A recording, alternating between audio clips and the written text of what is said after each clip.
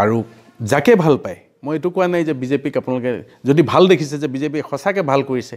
এই দুৰ্নীতিবিলাক মিছা কথা হিন্দুত্ববাদী ৰাষ্ট্ৰ কৰিলে ভাৰতৰ লোকচান নাই বাংলাদেশী আহি অসমখন উত্তৰ পূৰ্বাঞ্চল শেষ কৰিলে আমাৰ একো আহে নাযায় তেতিয়াহ'লে আপোনালোকে সেইটোকে কৰক কিন্তু যদি ভাবিছে যে নহয় এইটো বেয়া কথা তেতিয়াহ'লে বিজেপিক এইবাৰৰ নিৰ্বাচনত আপোনালোকে এটা শিক্ষা দিয়ক এটা অন্তত শিক্ষা দিয়ক এবাৰলৈ শিক্ষা পালে তেওঁলোক হয়তো চিধা হৈ যাব এইটোকে মই অনুৰোধ কৰিছোঁ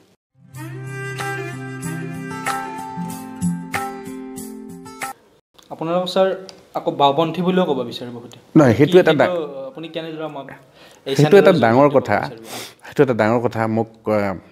বাওপন্থী বুলি কয় মোক বাংলাদেশীৰ এজেণ্ট বুলি কয় ৰক্ষক বুলি কয় এতিয়া লাহে লাহে মোক পাকিস্তানৰ এজেণ্ট কৰিছে কোনোবাই মোক জাতীয়তাবাদী বুলি কয় আৰু যিসকল দিল্লীত বা ভাৰতবৰ্ষৰ অন্যান্য ঠাইত থকা মুছলমান মানুহ অসম সম্পৰ্কে জ্ঞান নাই সেইবিলাক মানুহে মোক অতি জাতীয়তাবাদী উগ্ৰ জাতীয়তাবাদী বুলি কয় চৌভেনিষ্ট এতিয়া মই সেইকাৰণে তেওঁলোকক প্ৰশ্ন কৰোঁ ৰাজহুৱা সভাবিলাকত তেওঁলোকে শুনিছেনে নাই মই নাজানো RSSৰ মানুহবিলাকেও মোক সেইবোৰ বদনাম দিয়ে বিজেপিয়েও দিয়ে যিসকল তেওঁলোকৰ IT চেলৰ মানুহ আছে তো মই তেওঁলোকক প্ৰশ্ন কৰিছোঁ ৰাজহুৱাকে যে এটা বাছি লওক আপোনালোকে যিকোনো এটা বাছি লওক মানুহটো আৰু মই বাংলাদেশীৰ ৰক্ষকো হ'ম মই পাকিস্তানৰ এজেণ্টো হ'ম মই জাতীয়তাবাদীও হ'ম মই উগ্ৰ জাতীয়তাবাদীও হ'ম মই মাদানীৰ এজেণ্টো হ'ম এইটোতো হ'ব নোৱাৰে এটাই হ'ব লাগিব কিবা যে ই হয় ই উগ্ৰ কোনোবাই মোক প্ৰফুল্ল মন্ত্ৰৰ মানুহ বুলিও কয় গতিকে এটা হ'ব লাগিব এটা কওক মোৰ আপত্তি নাই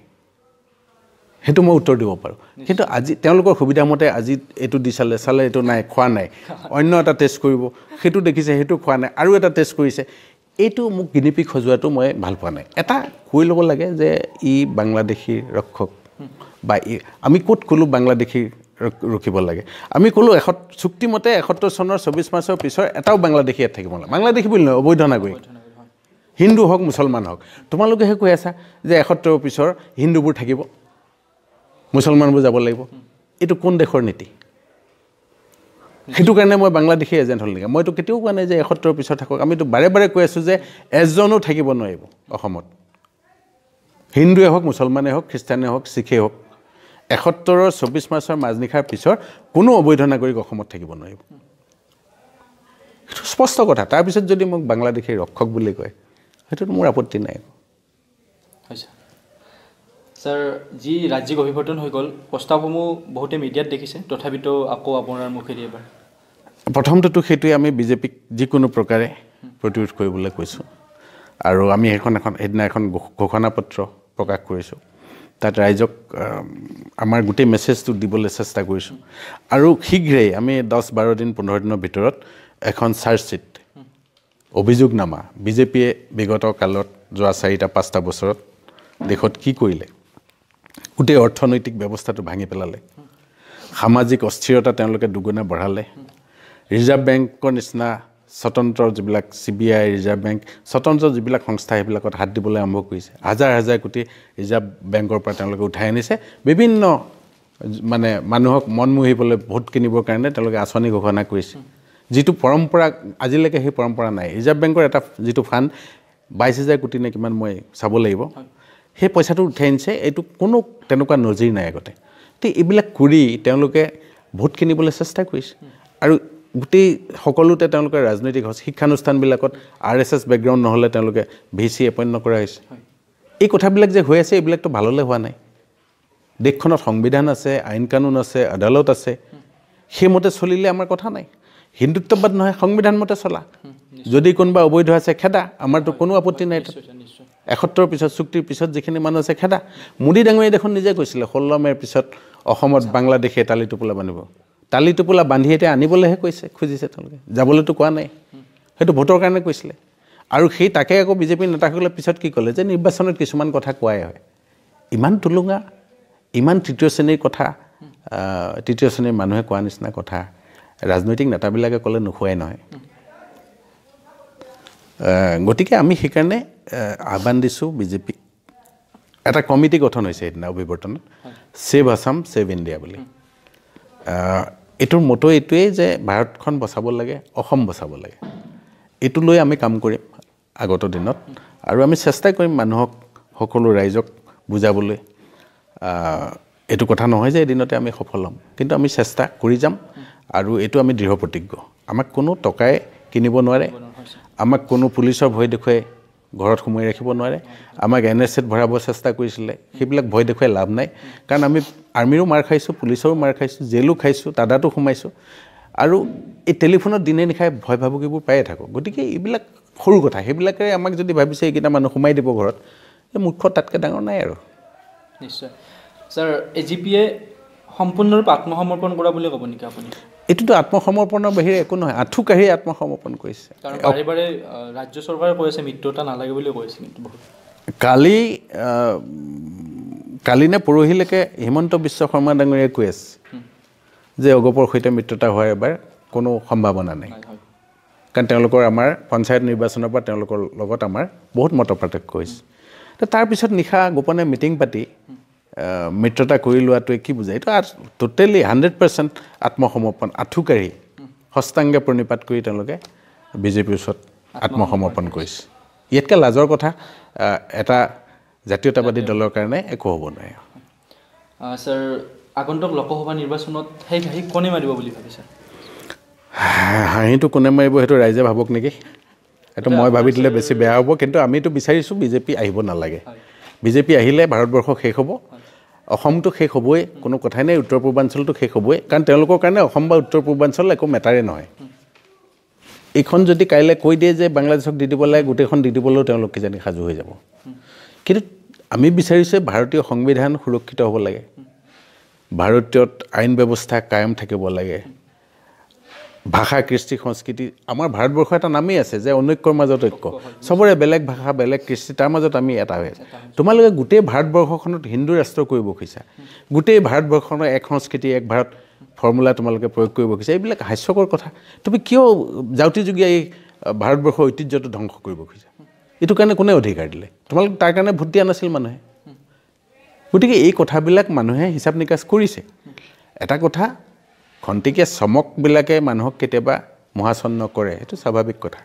কিন্তু দীৰ্ঘদিনত আজি 5 বছৰ হৈ গ'ল নাই বহুত মানুহে তেওঁলোকৰ চৰিত্ৰটো বুজি পাইছে ছাৰ শেহতীয়া যি PNRDৰ যি শেহতীয়া নিযুক্তি এই গোটেই প্ৰক্ৰিয়াটো আপুনি কেনেদৰে মতামত দিব এইটোতো গোটেই মই যিটো শুনিছোঁ অখিল গগৈ ডাঙৰীয়াদেৱ অভিযোগ আনিছে 600তকৈ বেছি বা সিমানত বিজেপি নেতাৰ গোটেই বিজেপি RSSৰ নেতা পালি নেতাৰ অঙহী বঙহী তাত চাকৰি পাইছে আৰু গোটেই প্ৰক্ৰিয়াটো ইমান খৰধৰকৈ কৰি পেলোৱা হৈছে কাকো জানিবলৈ সুবিধা দিয়া নাই এইটো এটা চূড়ান্ত দুৰ্নীতিৰ নিদৰ্শন তেওঁলোকে বহুত চালেবেৰে কোৱা যুক্তি দিছে সেই যুক্তিবিলাক মানুহে হাঁহিছে আৰু এটা সৌভাগ্যৰ কথা যে নিৰ্বাচনৰ আগে আগে তেওঁলোকে এই ধৰণৰ এটা নিযুক্তিক লৈ যায় ইমান বৃহৎ কেলেংকাৰী কৰিলে সেইটোৱে আমাক সকাহ দিছে কাৰণ ৰাইজে বুজিছে যে ইহঁত কিমান ডাঙত কিমান তললৈ নামিব পাৰে এই কথাটো ৰাইজক তেওঁলোকে উদঙাই দিছে কাৰণ চাকৰি বাকৰি বুলি ক'লে এইটো অৱস্থাত মানুহে চাকৰিৰ কাৰণে হাহাকাৰ কৰিছে লাখ লাখ মানুহ নিবনুৱা হৈ আছে শিক্ষিত মানুহ তো সেই সময়ত যদি এনেকুৱা ঘটনাবিলাক ঘটে সেইটো কাক লাভান্বিত কৰিব গতিকে আমি ভাল পাইছোঁ এইটো হোৱাৰ কাৰণে ভাল পাইছোঁ তেওঁলোক নাঙত হৈছে আৰু এইটোতো ঠিক যে এইটো অবৈধভাৱে দুৰ্নীতি কৰি যেতিয়া নিযুক্তি হ'ব সেইটো বাঞ্চাল হ'বলৈ বাধ্য 2 দিন 4 দিন 2 মাহ 4 মাহৰ পিছত এইটো খাৰিজ হ'ব কিন্তু এইটোৱে তেওঁলোকৰ এইটো এটা উদাহৰণহে এইটো বৃহৎ সংখ্যক আছিল কাৰণে ধৰা পৰিল এনেকুৱা কত হৈ আছে তেওঁলোকে কৈছে শূন্য সহনশীলতা দুৰ্নীতিৰ ক্ষেত্ৰত কিমান শূন্য সহনশীলতা পইচা খোৱা নাই নেকি কোনো মন্ত্ৰী হয় বিধায়ক বিষয়াসকলক আমোলাসকলক অভিযন্তাসকলক তেওঁলোকক কৈছে